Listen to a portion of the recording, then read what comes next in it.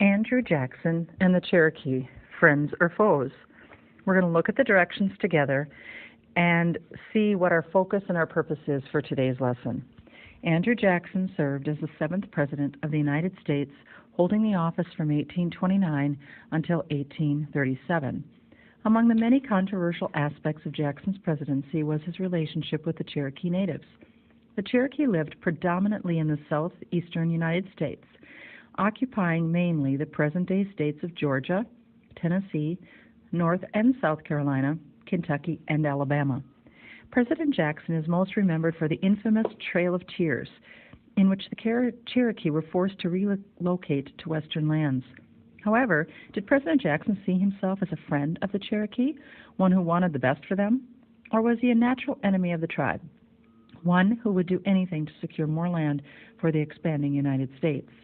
In this investigation, you'll be analyzing the relationship between President Jackson and the Cherokee to answer the overarching question: did President Jackson view himself as a friend or a foe to the Cherokee people?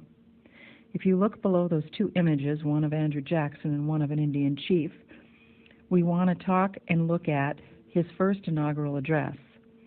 So at President Jackson's first inaugural address, he says this in regards to the American Indian tribes: "It will be my sincere and constant desire to observe toward the Indian tribes within our limits a just and liberal policy, and to give humane and considerate attention to their rights and their wants, which is consistent with the habits of our government and the feelings of our people." Looking at that quote, take a look at the box below. These are some of the first words spoken from Andrew Jackson as president concerning the natives. What is your impression of him? Please put a full thought in that box below. Pause this presentation until the class has completed that first box on our first page.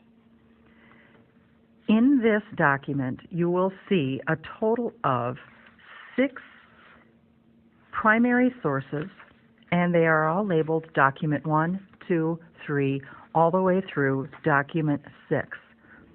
And it is imperative that everyone read each portion of every page. You can't just look at the question and search for the answers. You need to understand the document.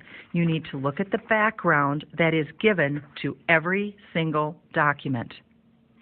So I want you again to think about that as you go through this handout.